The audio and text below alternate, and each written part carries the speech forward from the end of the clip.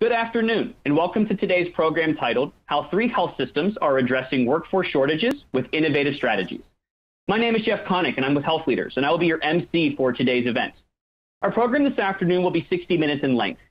Note that an on-demand version of this program will be available approximately 1 day after the completion of the event and can be accessed using the same login link that you used for today's live program. Today's program is sponsored by Avantis, an AMN healthcare company. Thank you to our sponsor and to you and our audience for giving us your time and attention. Before we get started, I have a few housekeeping details to run through. First, to ensure that you can see all of the content for the event, please maximize your event window and be sure to adjust your computer volume settings and/or PC speakers for optimal sound quality. Second, you will find a resources list for today's webinar in the lower right of your screen. Here we have listed the webinar slide deck and other materials for you to interact and download. Third, at the bottom of your console are multiple widgets that you can use. To submit a question, click on the Q&A widget. It may be open already and appear on the lower left side of your screen. Please keep in mind that you may submit questions at any time during the presentation. However, please note that it is likely that your questions will not be answered until the Q&A portion of the program during the ending. Should you experience any technical difficulties during today's program and need assistance, please click on the Help widget, which has a question mark icon and covers common technical issues. At this time, it is my pleasure to introduce our speakers from Avantis, an AMN healthcare company. Liz, I'm going to go ahead and turn things over to you. Hello, good afternoon. Thanks so much, Justin, for the great introduction. My name is Liz Lescraft. I'm the Manager of Workforce Optimization and your facilitator for today's presentation. Thank you, as Justin mentioned, for taking time out of your day to come and listen and learn with us. At AMN Healthcare, we really aspire to be trusted advisors to our partners, to walk alongside them, to understand who they are, what their goals are, and offer precise solutions and technologies to advance their workforce plan. Today, what we've prepared for you is I'm going to start by spending 5 minutes setting the stage with some industry insights into the healthcare talent landscape. Then Megan Molitor, Optimization Advisor, Jamie Gamer, Strategy Consultant, and I will spend about 30 minutes sharing 3 stories from the partner organizations that we work with on how they're addressing workforce shortages with innovative strategies that deliver a nimble and effective approach to staffing. After that, Jamie and Molly Anderson, an education consultant, will spend about 15 minutes really showing you some of the tools that these organizations utilize. And finally, as Justin mentioned, we'll spend about 10 minutes doing a question and answer session at the end of the 60 minutes. Reminder of what Justin mentioned, you are muted during this presentation, but please know that Q&A chat functionality. Please ask your questions throughout the presentation. We will be monitoring those, and we plan on responding to everything that we get in that chat at the end of the session. You know, our team is really passionate about what we do in our roles here at Avantis. In fact, we bring a combined tenure of 45 years of healthcare experience. I'm not sure if we're quite proud of that stat, just in the sheer amount of numbers of years, but we really truly are honored to share how we partner with the client organizations we work with. And we want to really take time to thank them for allowing us to share their amazing stories on their behalf. So let's get started. All industries were impacted by the pandemic. However, healthcare was one of the top 3 industries impacted. This impact resulted in a severe healthcare workforce shortage, way beyond what we even predicted pre-pandemic that was going to look like. Most critically, it impacted nurses. This slide is displaying JOLTS February 2022 job opening data, which shows this shortage all too well. Simply stated, demand for direct care jobs is outpacing the supply, and the competition for nurses is fierce. This graph shows us that job openings reached a record high 2 million open positions. That's up 35% year over year. While hires also grew from a year-over-year stat of 19%, it's not nearly as fast as the increase in quits and openings. When we think about the landscape that we're in, our industry is being significantly impacted by what we know as the Great Resignation. Turnover has always been a little high in healthcare, but it's the highest that we've seen in the last 5 years at 19.5%. The turnover includes important key areas in our healthcare landscape, like physicians, the executives and CEOs of our institutions that are exiting the industry. What we're hearing from them as they're leaving is that they're leaving because it's increasing responsibility that they're being asked to do in grueling work conditions that they experienced during the pandemic. That led to a lot of fatigue and mental well-being. There's high stress environments that they work in every single day. And they feel there's a lack of opportunity for career growth, and high paying jobs are being offered to them elsewhere outside of the industry. These statistics that I'm sharing with you are sadly probably not that startling to you if you've been in the healthcare industry, because it's the landscape that we've really been navigating for years. The pandemic really just expanded that gap and the problem even further. What we can do is focus on the controllables. And so what we want to do today is really focus on what we can control and what we can do to start to close that gap of the landscape. We must take collective action to ensure the future of our health system. We must invest in health workers and safeguard their well-being.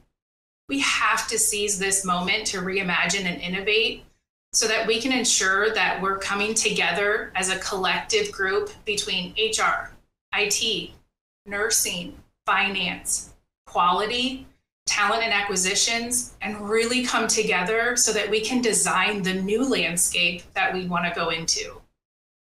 Today, we're going to share 3 client stories on how our partner organizations use our workforce data and our scheduling technology with the cross-departmental task force teams that they've put together.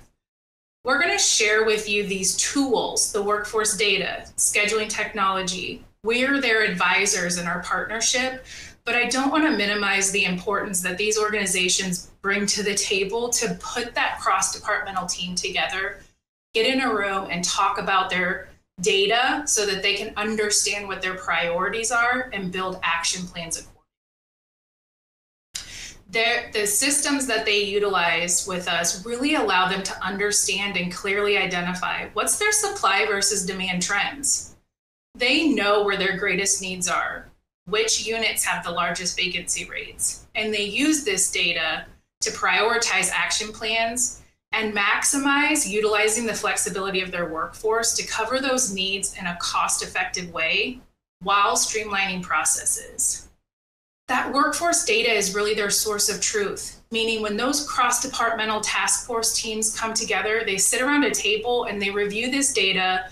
They have confidence in the integrity of it, and they use that to discuss what story the data is showing them so that they're all actioning and driving towards the same outcomes. So before we jump into the 3 client stories, we want to hear a little bit from you.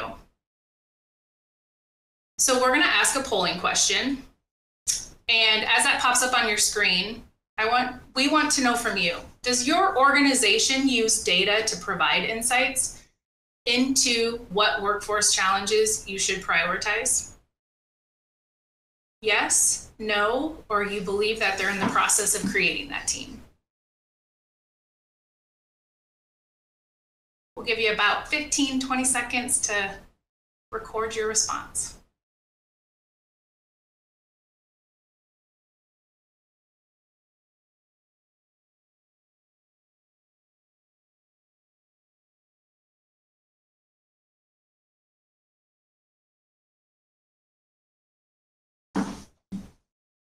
Okay, about 5 seconds. I'm going to show us all what we hear from you.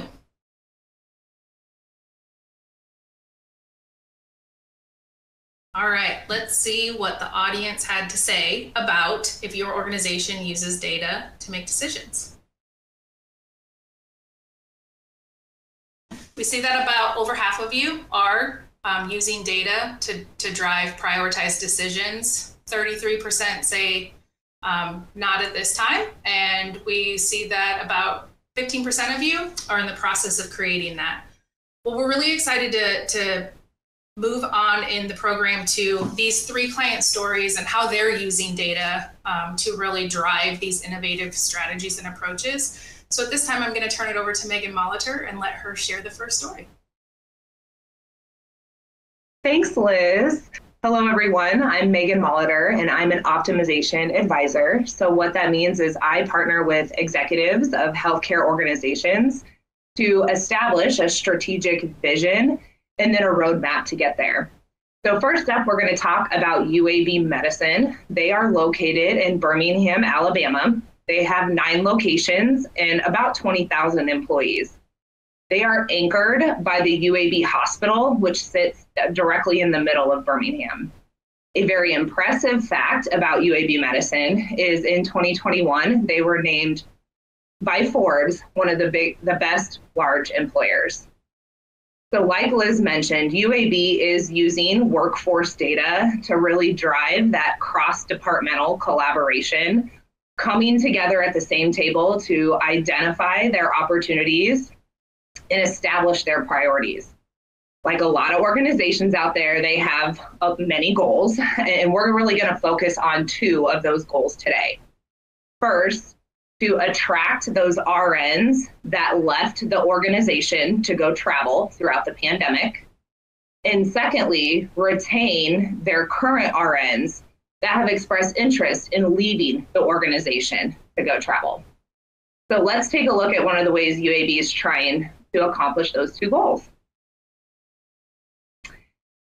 Probably the biggest thing that they've done in to make progress towards those goals is to establish an internal agency pool. This internal agency pool is called UAB Temp, and it was really important to UAB to put some very thoughtful parameters around what this pool does for the organization. One of the first things they wanted to establish was the experience. It was important to them to have experienced nurses in this internal agency pool.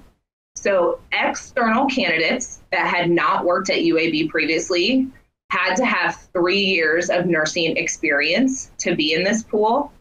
And if you were a current UAB employee or had worked at UAB, your requirement would be 18 months of nursing experience. These participants in the internal agency pool, called UAB Temp, are not UAB employees. Rather, they live in a separate UAB entity, and they are not benefited positions. They must adhere to all of the UAB policies, and all contracts are 12 weeks long and consist of a 36-hour-a-week commitment and only 12-hour shifts. One of the very unique components of this internal agency pool are the floating requirements. UAB divided their patient care needs into 3 divisions: critical care, surgical, and medical. Each one of these divisions has about 8 departments within the division that the candidate is required to float to.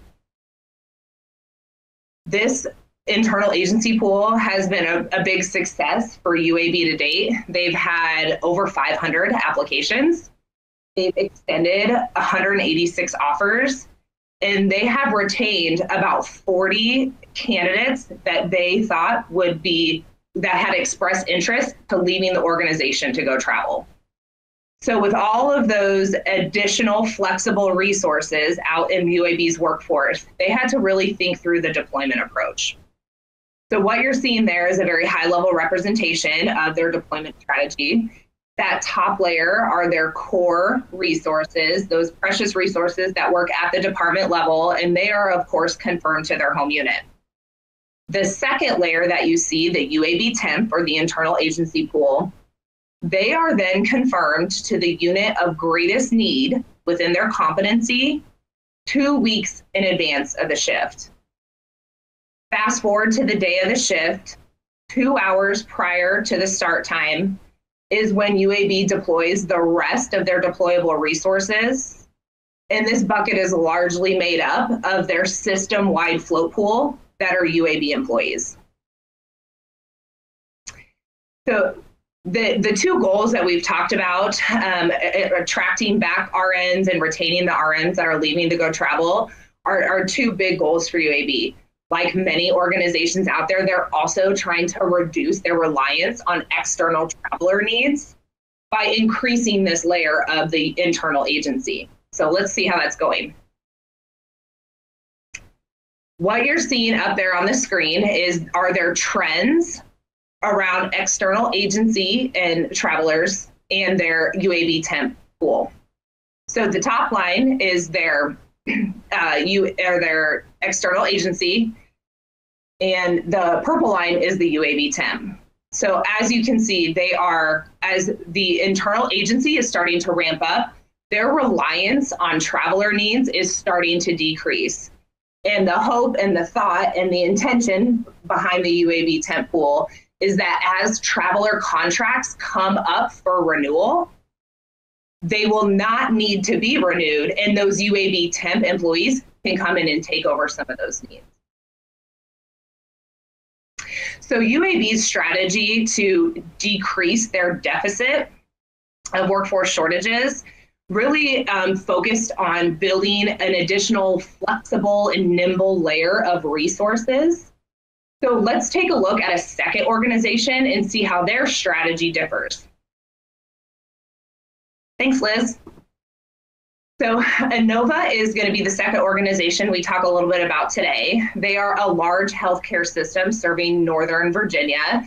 They have about 55 facilities and 20,000 employees, and really have 5 large acute care facilities. Like UAB, they are using workforce data to break out of those silos of their different departments and drive that cross-departmental collaboration. They differ from UAB when it comes to their goals. Their goals are really more foundational, using workforce data to understand where their priorities lie, maximizing that utilization of those precious core staff that they have today, trying to leverage them in very flexible and nimble ways. They are also spending a lot of focused time aligning their staffing plans to budgeted information to hit those productivity marks, and of course, the very important budget. So I'm going to pass it over to Jamie Gamer now, who's going to take us in a little bit more detail around INOVA and what they're accomplishing. Perfect. Thank you, Megan. As she said, I'm Jamie Gamer. I am a workforce strategy consultant with AMN Healthcare. So talking about INOVA and their story, as Megan said, they have really focused on how to be more nimble and flexible with those current resources, and how can they adjust quickly with the workforce data that they have in almost real time. So what we're showing here is, in today's climate, everyone's really focused on that agency spend and how can we reduce that as a top priority. At INOVA, they know they're using agency to fill in for FMLA or any sort of extended leave of absence. But then they're also using it now, right, to fill those core shortages that we're all seeing. So we look at their data and could determine, how much FMLA or leave of absences are they seeing on average per pay period over the past year, right? So that's that teal line you see across the bottom of that chart.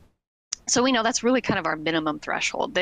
We're not going to drop below that number from an agency utilization standpoint. We're always going to kind of have that. But what is that top mark, and how can we move that down and shorten that gap a little bit? So what we've done is we've looked at their orientation hours as well, right? Knowing that as we have new employees hired in, that they are in orientation for a certain amount of time. And when they're ready and have completed that orientation process and can take a full patient load again, then those orientation hours are going to drop back down. So as we see our orientation utilization dropping, we know then we can start to pull off agency contracts and start to reduce that agency spend as those two things are working in together.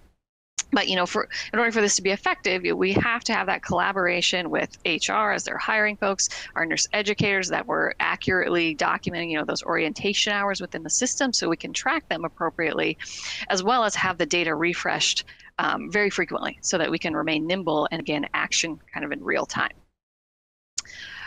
If you want to go to the next slide, Liz, the other piece that INOVA is doing that Megan mentioned as well is really looking at their staffing plans and how do they better or more closely align those with our financial budget. We know historically finance generally, they generally put together that annual budget, and it's based upon an agreed labor hour standard for each nursing unit. And then nursing operations will then create a staffing plan that tells them, this at each of these census points, this is what, how many nurses I'm going to need to fill that patient demand. And then daily, they make adjustments for acuity, for volume surges or drops in volume, right? But what we also know is that most organizations, finance and nursing operations, don't generally collaborate very often. Maybe in that budgeting process for a couple of months, but then how is that budget operationalized? So if you look at the chart here, that the one with the blue and orange bars, those orange bars for this particular unit is where they actually had their budgeted volumes. But you can see, they're actually working more frequently at higher census points. And so really that's first and foremost kind of a disconnect, right? We need to be budgeting where we're seeing those most frequent volumes. And then the other piece of it is really looking at that productivity and how that relates to how they're staffing today, right? So the chart on the right-hand side there has that green bar, and that's their acceptable productivity levels, right, from 95% to 105%. So you can see the black line is really showing you at each of those census points how their productivity measures out. And so where they're budgeted, and even those census points above their budget that they're seeing most often, they're going pretty well above their acceptable productivity measurements there. So again, that cross collaboration between both finance and nursing to get on the same page so that we can get those in those acceptable layers or acceptable levels, of productivity standards, and get our budgeting all aligned and understand how we're operationalizing that. So that leads me to our next polling question. So how would you rate your organization's cross-departmental collaboration between clinical operations and finance, HR, and IT?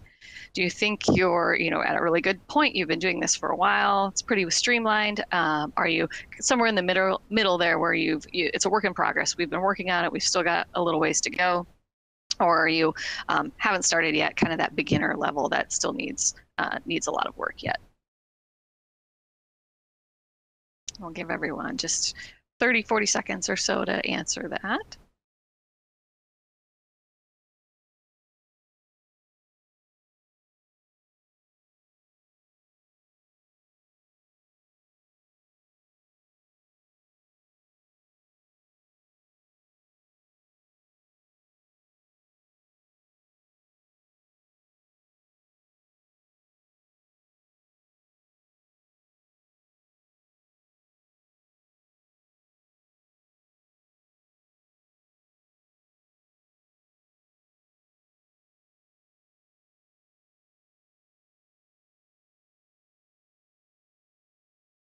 All right, let's go ahead and see where our results are at. Good. We've got almost a quarter of us that are in that kind of good position and are already collaborating.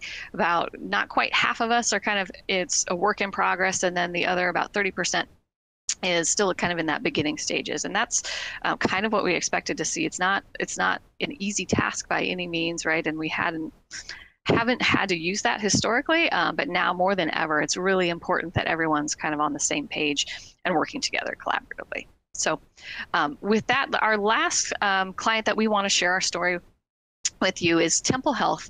They are an academic health system that is based out of Philadelphia. They have 4 acute hospitals, 10,000 employees. And they are, similar story, right? They're using their workforce data and that cross-departmental collaboration to try and leverage a couple of different goals. One of them being looking at their incentive program and how they can maximize what current resources they have and be able to still increase their daily supply of RNs. But then the other piece is looking at a reallocation of FTEs for core staff to move to a more flexible float pool team. And so at Temple, you can go ahead and advanced, Liz. They are a unionized organization. And what we see in most organizations, union or not, is that when they determine that core staffing level that they need in their budgeting to, they also add in a replacement factor, right? For that time when core staff isn't going to be providing patient care. They're going to be on PTO or sick leave or in education sessions. But we really push our partners to think differently about that. We want to build out a robust float pool for your organizations that really is that replacement factor. So when core staff are away from the bedside, that we have float pool that can flex and move, to whichever department they're needed for PTO and education hours and all of those things, right? Rather than kind of over hiring and core to backfill. And so when we started working with Temple Health, their core staffing numbers were above because they were using overtime and extra hours from their core staff to fill most of those contingency needs. And so their float pool resources were well below targets while core was slightly above.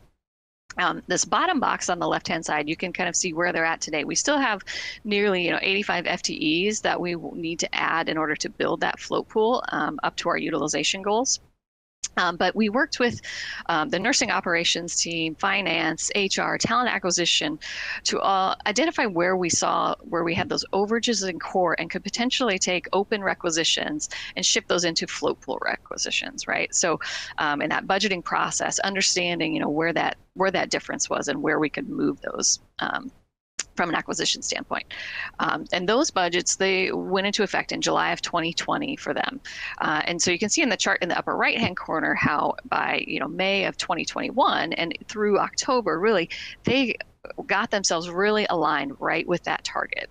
So while we still had some float pool to grow, our core staffing was right aligned with where we wanted it to be.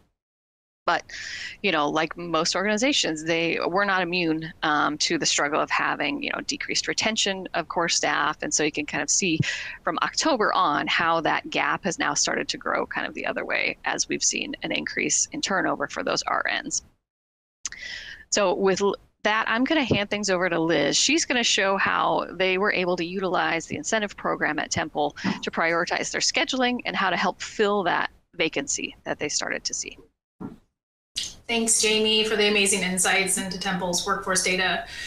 This graph on the top right, it really confirms for me what we saw in the JOLTS survey data. I mean, this gap is bigger than they've ever experienced. This is the reality of what we live in these days, and it's about these innovative strategies. So as Jamie mentioned, through today, we've talked a lot about data and, let it identify your priorities and then build action plans. So Jamie just showed you that workforce data that we monitor with Temple, and we actually use that data to forecast and predict the workforce shortage that they were going to be headed into in late 2021. And we built an action plan to implement our scheduling tools patented OpenShift program with a variable incentive rate. This program is an outcome-based program, and it was selected because we were confident we could increase the number of open shifts picked up while ensuring that balance, that staff were getting the incentives they deserved to work because they were going above and beyond their FTE. Some of those things that I mentioned on why staff were leaving is, they felt like there was other opportunities that had higher paying, wages. Temple really recognized that, and they wanted to implement this incentive program to, reward them for working above and beyond to fill and reduce that gap. But they wanted to do it in a smart, sophisticated way, and they did that via our OpenShift program. So I want to just kind of explain to you and orient you a little bit to how that program works. Step one is the organization builds and posts their schedules in the software 30 days in advance. And just like any organization, you want that to be as balanced and as quality of a schedule as possible. And you post it out there so everybody knows when they're working. And they're working on their home unit. But because of everything you've seen today, we know that there's going to be holes and shifts that remain unfilled. So step two of the process is our scheduling system will actually automatically post any open shift that remains unfilled. And what Temple did is they applied a variable incentive program to that. That program works by posting the highest incentive rate on the shifts with the highest supply gap percentage. Therefore, as the shifts start to get filled, that supply percent is going up, which means the incentive rate is going to start going down because we have less shifts left to pick up. So the incentive is lower. When we have more shifts available to pick up, we have a higher incentive, kind of that variable program. So this program is built around two motivations that we know and have heard from staff. And it really empowers the staff then to be in control because it's automated. It's not manager or leader driven of pushing shifts. It's not manager or leader driven of assessing, who's awarded incentives. We're building those business rules in the program and automating it to push automatically those shifts. Staff can essentially online shop and see exactly what shifts are available and at what rates.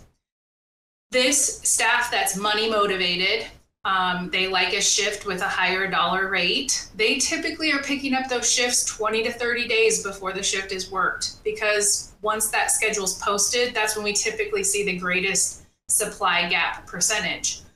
There's the most shifts left to pick up.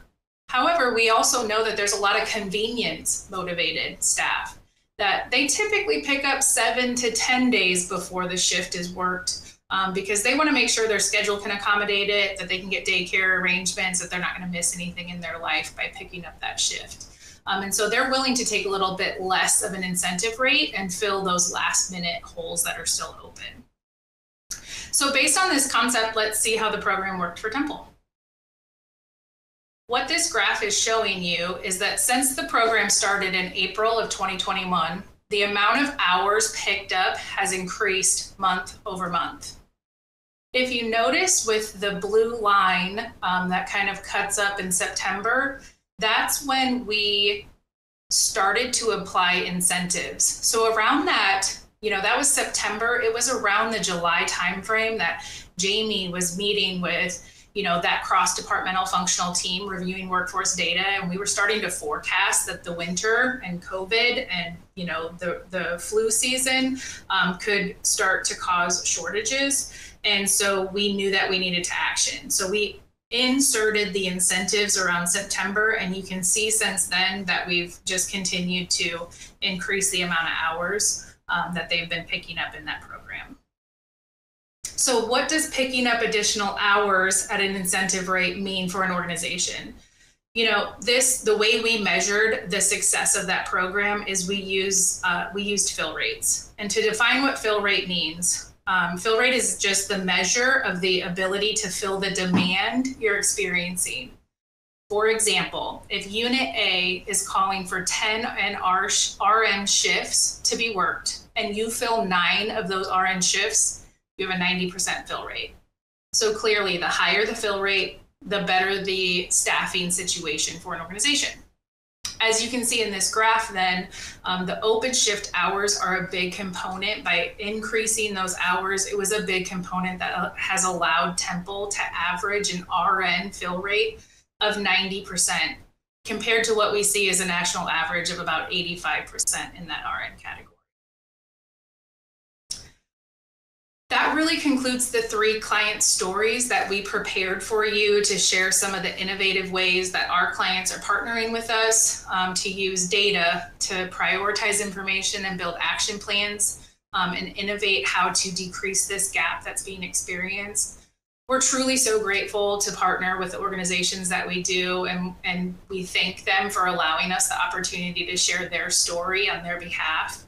But before we get to the demo of the tools that we're actually, that they're utilizing, we want to hear from you one more time. So we're going to ask one last polling question, and then we'll get to a demo. So to push this polling question to you, do you believe your organization would retain and attract more staff if they had an automated technology to pick up incentivized shifts to fill your available needs? Yes, maybe you're already doing some kind of innovative incentive programs, and we'd love to hear that with "we already do this," or your organization does not currently allow incentives to be picked up with shifts. I'm going to give you about 15 seconds. I can see how many responses we've had, and we have a good amount. So I'm actually going to push these results so that we can get to the tools section and the demo. So a good amount of you are using incentives, make sense in the gaps and the shortages that we're experiencing. And I do applaud you. I mean, we need to ensure that we are rewarding our staff that are going above and beyond and working these shifts to decrease that gap. So a lot of you are already doing it, and there's a handful of you that currently do not offer those incentives. So thank you for sharing your voice with us. I know that I've started to see some questions start to come in the question and answer box. As a reminder, we're going to spend about 15 minutes. I'm going to turn it back over to Jamie and Molly. We're going to spend about 15 minutes just walking you through very high-level demos of these tools that we've been referencing throughout the client stories, and then we'll wrap up with the last 10 minutes to address any of those questions that are coming in the question box. So I will turn it over to you, Jamie. Okay, so you should be able to see my screen there now. This is our workforce planning dashboard. And this is a tool that our partners are able to utilize in order to truly have that cross collaboration of teams and track their progress towards those workforce goals. The tool houses data from operations, finance, HR, all in one place for ease of reporting, and that we're all using the same metrics and the same definitions for how we're defining the data that we're looking at. Just a quick call out that for sake of privacy, there is a lot of financial information in this dashboard as well. So this is truly our demo system. It's not specific to any of the clients we talked about today, but just wanted to share it with you as an example of what exists in some of the tools that our partners are using. On this first page, it's called the Enterprise Overview. This is kind of that landing page of kind of the overall health of the organization from a workforce standpoint. We look at here, your core target and what you actually have hired in core staffing, and then what the difference is between the two. The same for your contingency staff. So anything that is filling that need when the core staff is away from the bedside, as well as highlighting kind of your targets for your float pool, knowing that that's also a big lift for organizations of trying to get their float pools right-sized to where they need them to be, that flexible, nimble resource to fill when your core staff is away.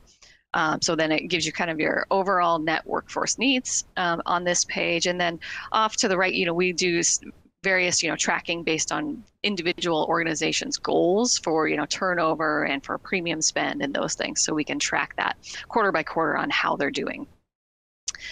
Within the dashboard, we have several different pages, and we've referenced some of these in some of the things we've talked about. So I'm just going to show you a few of those that we shared with some of the clients and what they're using today. The operational review page is really looking at those core and contingency numbers. So like I talked about with Temple, where we said, we're hiring more core staff to fill the need for when that core staff is away as well. So we're kind of over hiring essentially from what we need from a demand standpoint. So within the dashboard, what we were able to do is we can filter down into the different facilities, into the different cost centers, and say, what is our core staffing compared to target, and identify which areas, have a deficit of core staff versus which are showing that they're a little bit over, and then taking that and aligning that to, again, those float pool needs. When I talked about INOVA, we looked at those orientation hours and how to track that over time. So down here in the bottom left in those orange boxes is actual demand for those contingency resources. What is pulling your staff away from the bedside? So their expected time off, like PTO, and then those orientation hours are unexpected time off, like sick leave. Their FMLA, that we can track how frequently we have people on a leave of absence. And then the green boxes here to the right show what they actually utilized from a contingency standpoint to fill those needs. So some of it's still going to be overtime hours from core staff or extra hours above their FTE commitment. But then it shows those other buckets like your float pools as well as agency and whatnot. So from a INOVA standpoint, this is where we're pulling these data points out of there to help them track that over time. As I mentioned, those float pool targets, we have a page dedicated completely to the float pool on those targets and where we need to hire resources and where our deficits are at. We have it bucketed out into kind of the different types of float pools. Not all organizations have what we call an enterprise float pool that would float to multiple sites. But if you do, then we put targets in there for that versus a site-based float pool that would only float at one individual site. Then we have that breakdown by peer grouping so that talent acquisition knows when they're filling these float pool positions, where do we have, the biggest gaps? It's kind of that, how do you eat an elephant thing when we've got a lot of gaps and we're trying to fill a lot of needs, where do we focus our efforts? So this allows us to kind of see where our greatest needs are at. From a float pool perspective. We can also then, track where are we actually using our float pool to see if, there's one area that's kind of maybe getting all of the float pool versus another area that rarely ever gets any float pool, making sure that we're allocating those resources appropriately, and then just tracking our goal, right, versus where we're at today. The last page I want to show you is our turnover page, as obviously that is a hot topic right now and trying to do everything we can to increase our retention today. On our turnover page, we can again drill down into specific units and departments and see exactly which people have left and at what level in their seniority within the organization were they at when they left. We know that, in the first 2 years before they hit year 3, that's typically where the most turnover happens. And so we also can dig down into that and say, what, let's look at that even by month. And this is something that we've done with a lot of organizations recently to say, in those first 3 years, what month are they leaving in? Because we found that there are even specific departments where it's fairly high numbers in months 1 and 2. So, that says to us, what, is there an orientation problem or is there an onboarding issue, within that department? Let's dig into that, right? So having all of this kind of at your fingertips and being able to drill in and really identify, where we're losing people and at what point in their tenure with the organization can be extremely helpful in identifying issues and rectifying them quickly. So for the sake of time, I'm going to hand things over to Molly, and she is going to share with you our scheduling system called Smart Square. Thank you so much, Jamie. I am sharing my screen now. I know one of the questions that came through was with the incentive program, or I'm sorry, what software is being used. So the software that is being used is called Smart Square, and that's what I'm going to be showing you today. Liz spoke a little bit about the timeline of creating that very balanced and complete schedule, how to fill those remaining gaps, and that's the OpenShift program that Temple was using with incentive. We'll talk through that really quickly and then get to some of our day of staffing deployment tools that we do have available for us. So you should be able to see my screen right now. This is our scheduling portion of the software.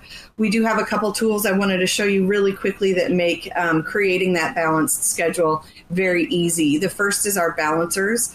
Our balancers are demand driven, and we have the ability to make that variable so that if your demand changes and you can predict that you're going to maybe need less people on Thursdays, we can certainly work that into our balancers. And we have it color coded so it's easy to identify where we may have remaining gaps and where we may have some additional staff that we could move around during our balancing process. Another tool that we have within this is our built-in checklist that really walks anybody who's building a schedule through the process from beginning to end, and it ends up saving a significant amount of time for them to have other opportunities to work with their other duties that they may have. So we apply our patterns. We've got a couple of different tools to support selecting, self-selecting schedules by a staff member. And then we have a couple of filters that make it very easy for the person filling out and completing the schedule to see what's available that needs to still be filled, whether that's commitments or our FTE leakage. Our FTE leakage is where somebody maybe has an FTE commitment that they have not yet met and they're missing some hours.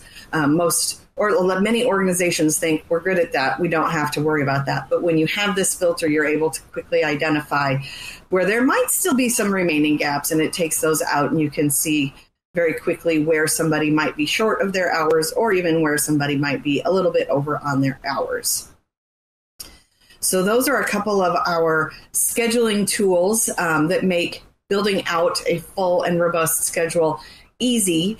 The next part that we really wanted to make sure we talked about was that OpenShift program with incentive.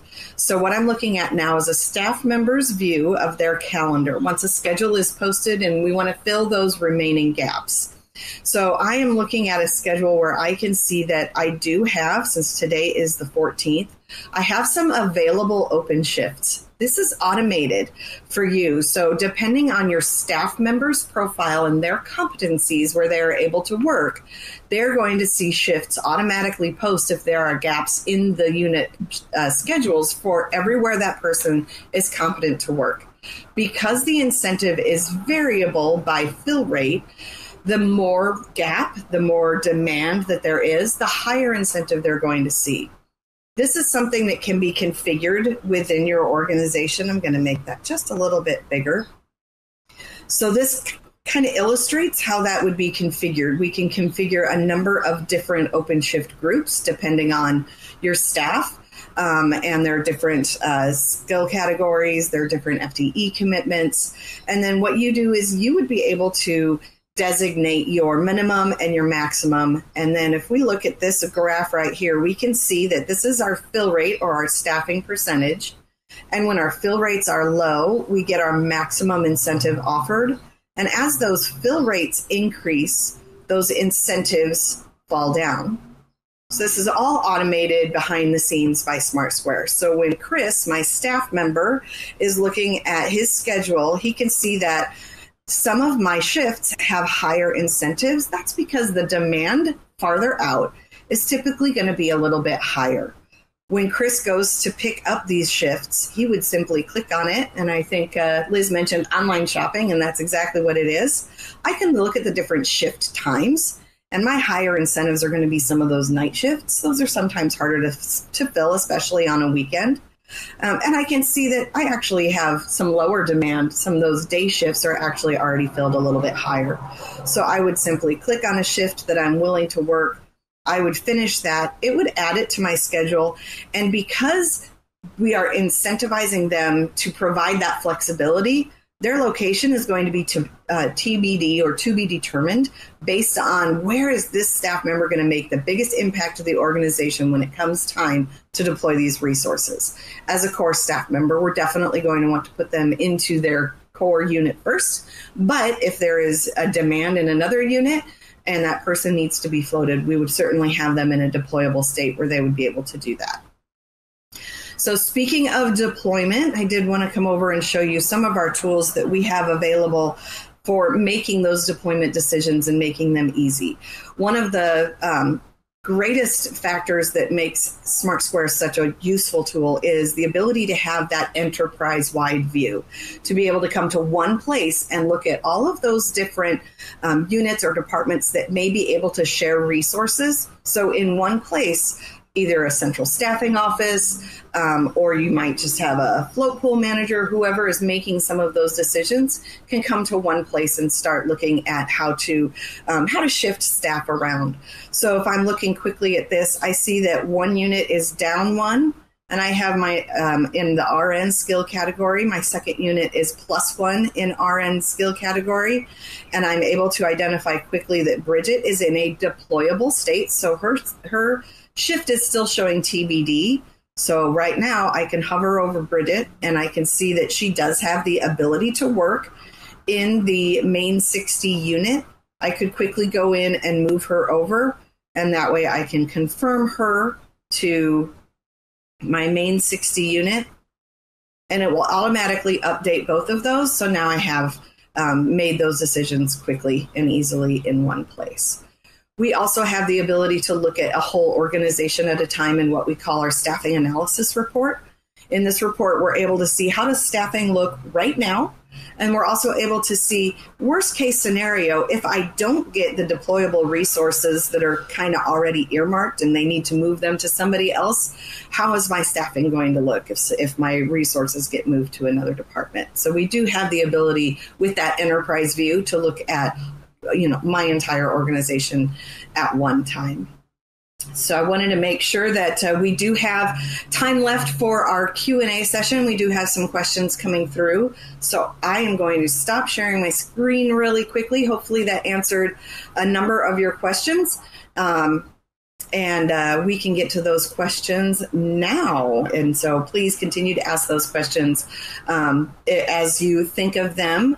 I will start off by one of the questions that we had. I'm going to read that, and then I'm going to hand it over to Liz. And she's going to address that question, and then a couple of the others that came through that kind of tie on with that question. The first one was, how does the incentivized system articulate with union contracts, and have any concerns emerged? So I'm going to go ahead and hand that over to Liz and let her address that question. Hey, great question. And actually, Temple is a union organization, and you're exactly right. We definitely had to work with the contract and with the union to ensure that everyone understood exactly what that program was, what we were offering. They didn't have anything defined at the time in their contract specifically around what the incentive needed to look like. So we were able to add that into their agreement to the parameters of the program.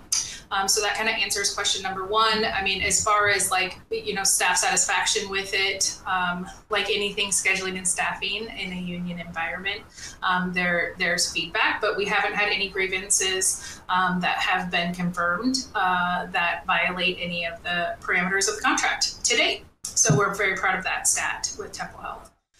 Some of the other questions that came in are around what were Temple's incentive rates as far as max and mins, and Molly kind of showed you that graph where, what's the highest and what does it go down to. So $35 an hour is what their max is, and $15 an hour is their minimum currently.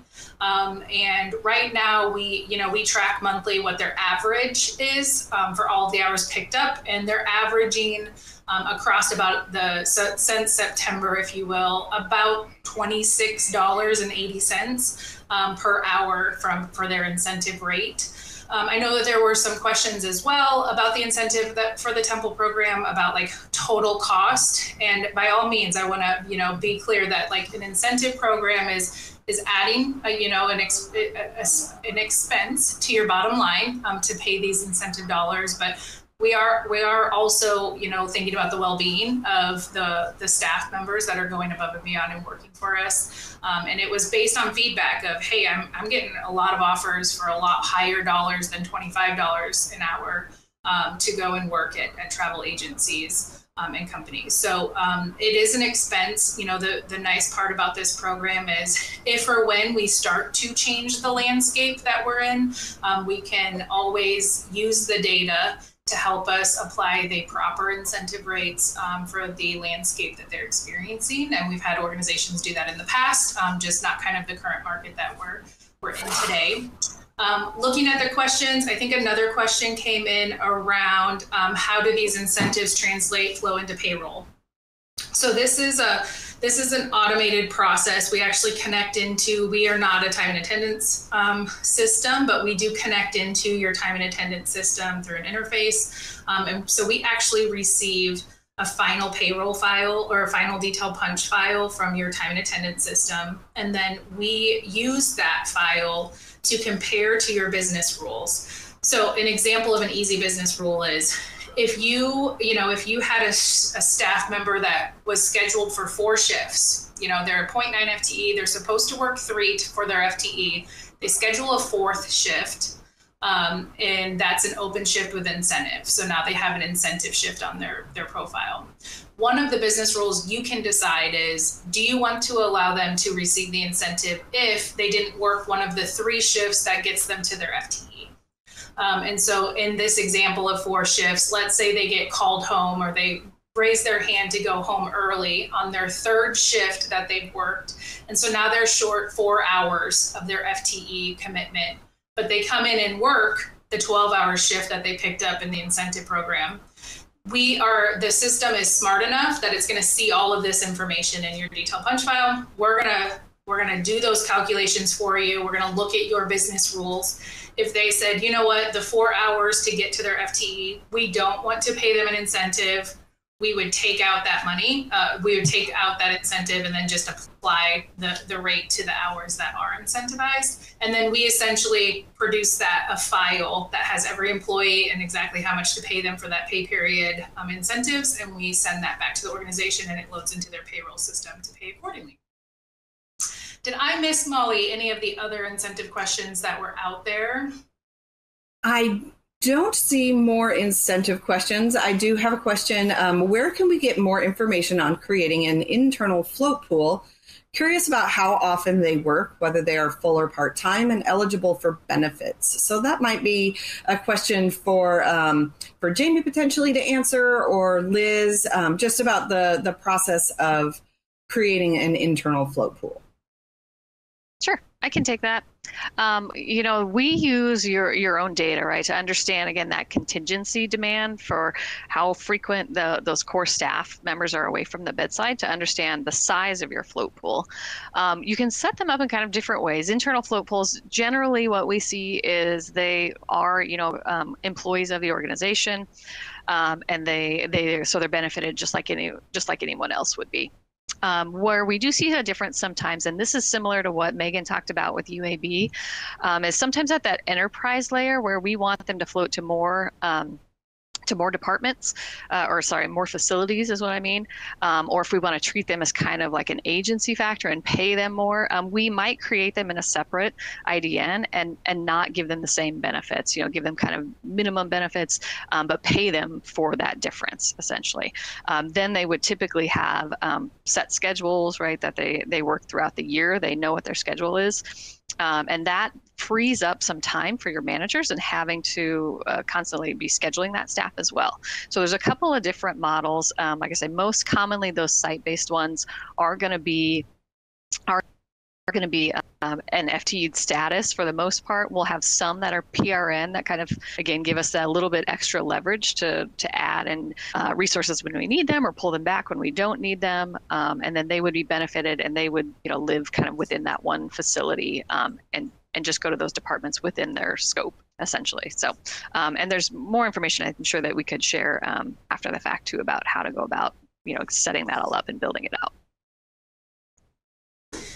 Awesome. Thanks, Jamie. I think we have time for about one more question, and there's kind of two questions that came in, and so I'm going to answer them together.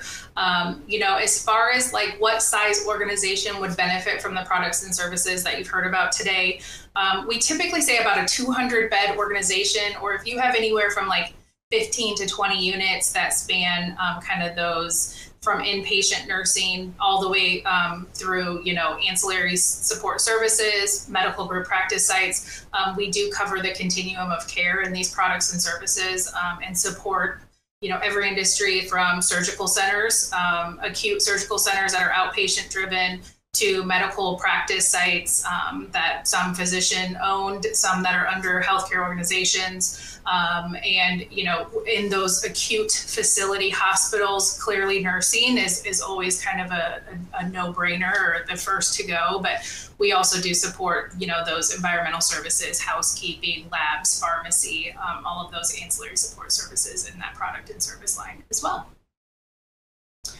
So I think that is what we have time for you all today. I think I'll close with a really great comment that we saw in the question and answer. And it wasn't really a question, but I just love the comment. They shared that in the past, nursing has really been taught that, mandatory overtime is how you fill the gap of backfilling those hours. And the comment was just, we're in a different time, and, incentives that encourage and reward you to go a bit above and beyond your FTE is really where we need to head in the landscape that we're at. So we really appreciate the time that you all have spent with us today. We hope you found it insightful. We know you're doing amazing things out there within your organizations to innovate and strategize and iterate on the landscape that you're working in. And we just applaud you and thank you for everything you do for your communities every day. And thank you for spending the time with us. Thank you, Liz. And again, thank you to all of our other presenters as well for their time this afternoon. I also want to give a special thanks to our sponsor, again, Avantis and AMN Healthcare Company, for making today's program possible. And finally, just like Liz said, thank you all in our audience for participating today. We really hope that you found the information informative, and we hope that you join us for additional Health Leaders webinars in the future. This does conclude today's presentation. Thank you, everybody, and have a great day.